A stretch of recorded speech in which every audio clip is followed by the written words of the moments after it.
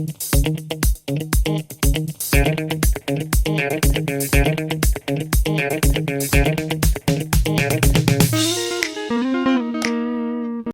welcome.